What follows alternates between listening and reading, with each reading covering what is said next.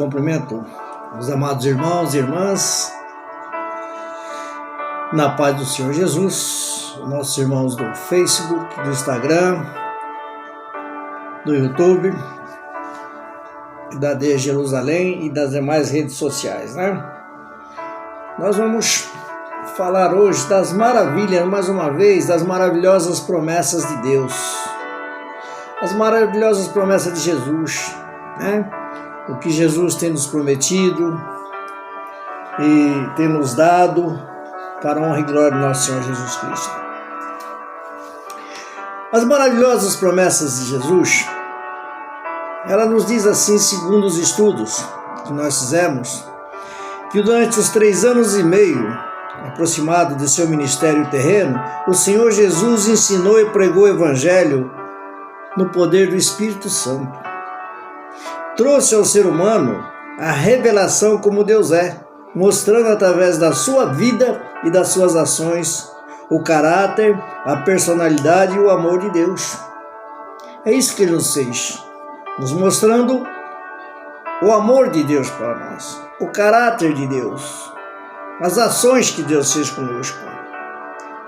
Porque a todos Jesus tinha uma palavra. A todos ele sempre lhes tinha uma palavra de conforto, uma palavra para cima. Aos doentes era a palavra de cura, aos possuídos e oprimidos pelo demônio era a palavra de libertação, aos pecadores era a palavra de perdão e de salvação. Ele sempre teve essa promessa para conosco.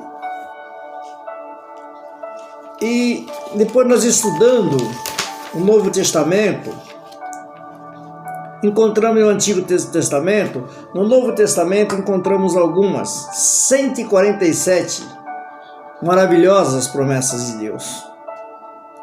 Maravilhosa promessa de Jesus, que supre todas as nossas necessidades. Sem dúvida, elas nos foram dadas para que pudéssemos viver a vida no mais alto nível espiritual para servir ao Senhor. Mas para isso, nós temos que ver, se só no Novo Testamento encontramos 147 promessas maravilhosas, e no Antigo Testamento, quantas promessas Deus já não vem nos fazendo? Desde quando ele tirou Abraão de Ur, ele já fez uma promessa: vai para a terra que eu vou te dar. E deu. Farei de ti uma grande nação. E fez. Então hoje eu peguei algumas das promessas de Deus. Porque quando nós voltamos a falar aqui das promessas de Jesus, Jesus para tudo tem uma palavra bonita. Para tudo que Ele tem, através do Espírito Santo de Deus, se nós analisarmos, vai sobrar nas nossas vidas saúde, felicidade, riqueza espiritual, riqueza material. Porque nós vamos ter o quê? Amor nos nossos corações. Porque para tudo Jesus tem uma palavra. Para o doente a palavra de conforto, a palavra de cura. Oh glória! Para os possuídos e oprimidos pelo inimigo, ele tem a palavra de libertação. Aos pecadores, ele tem a palavra de perdão e de salvação. Será que, a princípio, a priori, dessas 147 promessas que ele nos mostra no Novo Testamento, nenhuma conforta os nossos corações? Por quê? Nós vamos falar de algumas promessas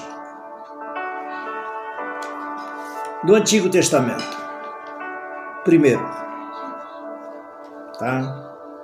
nós vamos falar de algumas promessas aqui do Antigo Testamento. Só 3, a priori, a princípio. Tá? No livro de Isaías, o capítulo 33, o versículo 16. Qual é a promessa que Deus tem para nós ali? A promessa que ele tem no livro de Isaías, capítulo 33, o versículo 16, ele diz: Este habitará nas alturas, e as fortalezas das rochas serão o seu alto refúgio.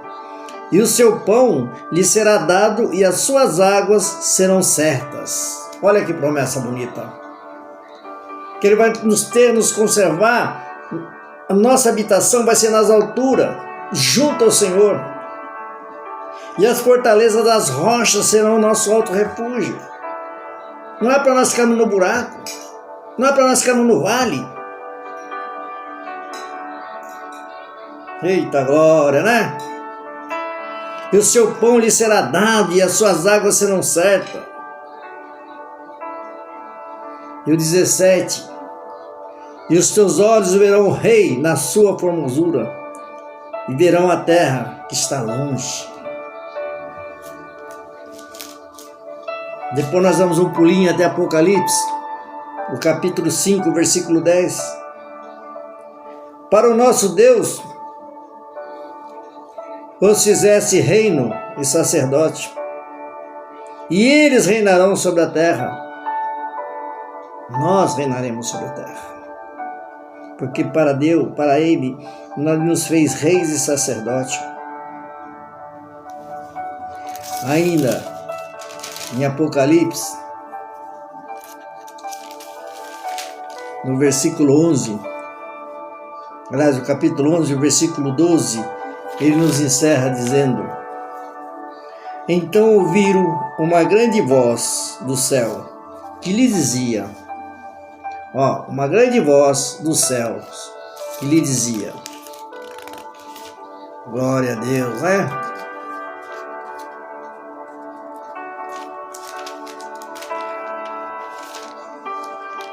Uma grande voz do céu que lhe dizia: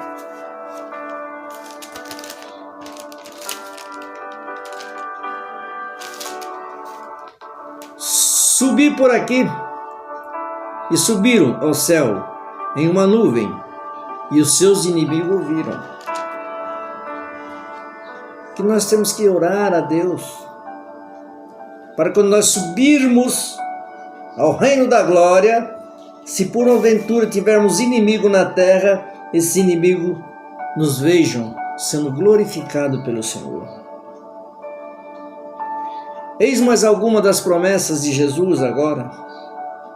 Quando ele fala que tornar-se-ão os pescadores de homens. Quando ele chama seus discípulos, como nos chamou para sermos pescadores de homens. E disse-lhe: Vinde após mim, e eu vos farei pescadores de homens. Está em Mateus capítulo 4, versículo 19. Nós, como pastores, nós, como os obreiros da casa do Senhor, nós somos pescadores de alma. Nós somos pescadores de homens, para resgatar as almas que estão aí. Os crentes que estão desengrejados, que estão afastados do Senhor.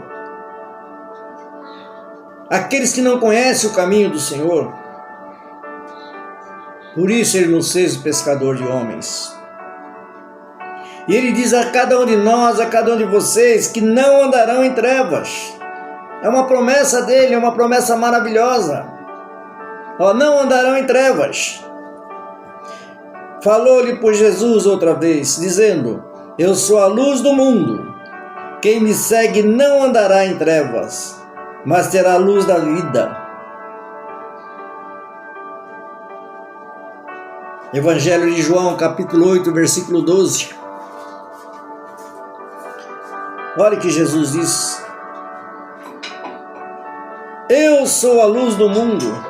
Quem me segue não andará em trevas, mas terá a luz da vida eterna. Mas para isso nós temos que buscar o Evangelho. Olha uma outra promessa: ninguém os arrebatará da sua mão. Olha que maravilha. Jesus nos diz: as minhas ovelhas ouvem a minha voz, e eu conheço-as, e elas me seguem,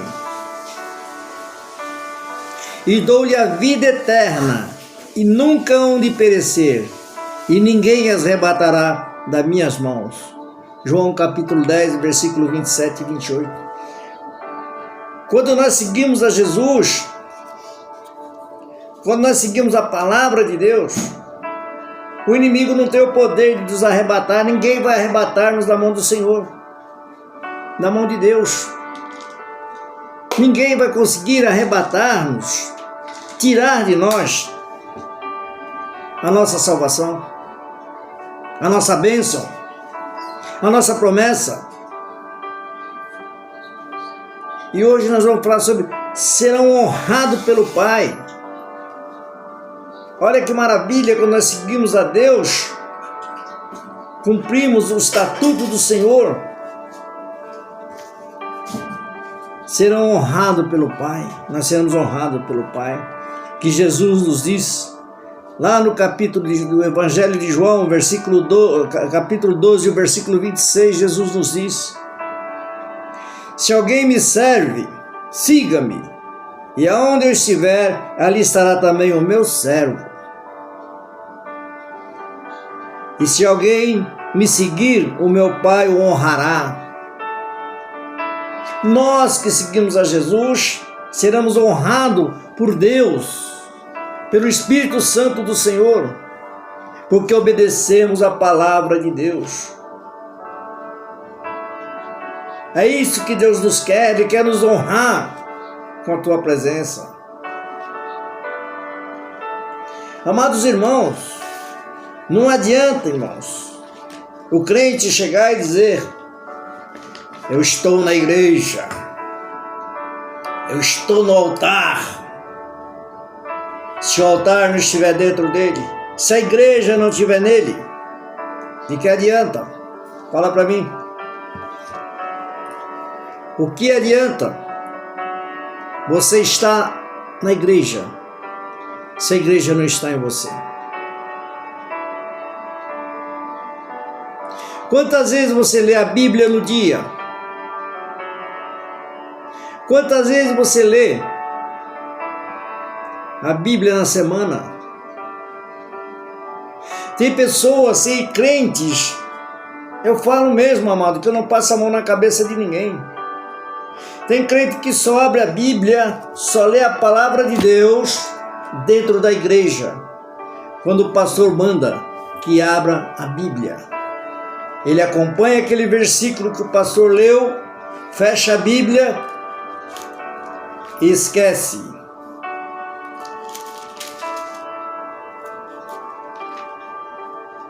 Só vai abrir a Bíblia no próximo culto.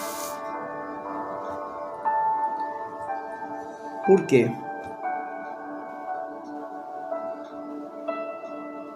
Por que isso? Isso se chama a falta do Espírito Santo de Deus dentro do coração. Nós vamos começar um propósito da próxima semana, no próximo mês, de todos os cultos, falar sobre o Salmo 91. Que o tema está: aquele que habita no esconderijo do Altíssimo, a sombra do Onipotente descansará. E todo segundo sábado de cada mês, nós vamos fazer o culto especial do mover do Espírito Santo. E do mês que vem,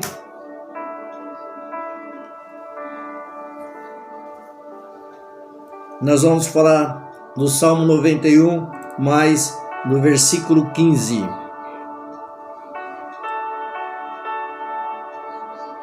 E 16, que o versículo 15 diz: ele me invocará e eu lhe responderei. Estarei com ele na angústia, o livrarei e o glorificarei. Eu lhe darei abundância de dias e lhe mostrarei a minha salvação. Eita glória! Isso é que Deus quer de nós. Isso é que Deus quer para você. Isso é que o Espírito Santo está derramando sobre ti. Se você invocar a Deus, que diz aqui, Deus está te falando para você, Ele me invocará. Se você invocar a Deus, o amor de Deus, Ele lhe responderá. Estará contigo, conosco na angústia, e nos livrará e nos glorificará. E nos dará abundância de dias, e nos mostrará a salvação. Aqui é Jesus falando contigo. É o Espírito Santo de Deus falando conosco. Quando ele diz, Ele me invocará, quer dizer que eu vou invocar ao Senhor. Ele me invocará e eu lhe responderei. Quando nós clamamos ao Senhor, quando nós oramos, quando nós conversamos com Ele de fato e de verdade, Ele nos ouve e nos responde. Para a honra e glória do Senhor Jesus Cristo. Então, meus amados, tenha certeza de uma coisa. O que Deus tem para nos dar, vai dar que vai sobrar. E para finalizar, nós vamos fazer a oração para alcançar o perdão de alguém. Em Mateus capítulo 5, no versículo 23 e 24, ele nos diz, portanto, se trouxeres a tua oferta ao altar, aí te lembrar de que teu irmão tem alguma coisa contra ti, deixa ali diante do altar a tua oferta, vai reconciliar-te primeiro com teu irmão.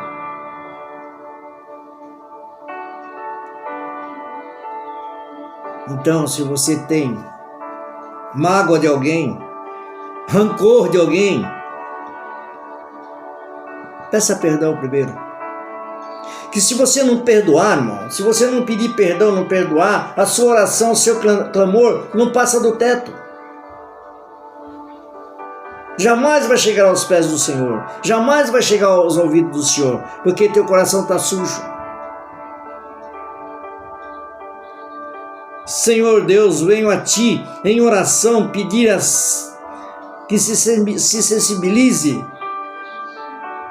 o coração, diz o nome da pessoa, para que me perdoe e dá-me a oportunidade de falar com essa pessoa, cheio de Teu Espírito Santo, para que a minha palavra seja cheia de amor e possa comover a Tua alma, que ele ou ela possa ver em mim um arrependimento sincero e um grande desejo de corrigir os meus erros. Dá-me coragem e humildade para pedir perdão, que eu possa pedir-lhe o perdão por atos, gestos ou palavras que ofenderam e magoaram, e que eu possa ser compreendido e perdoado. Sei, meu Senhor, que só aceitará a minha oração depois que eu me reconciliar com essa pessoa. Por isso tenho certeza que me ajudarás. Obrigado, Deus.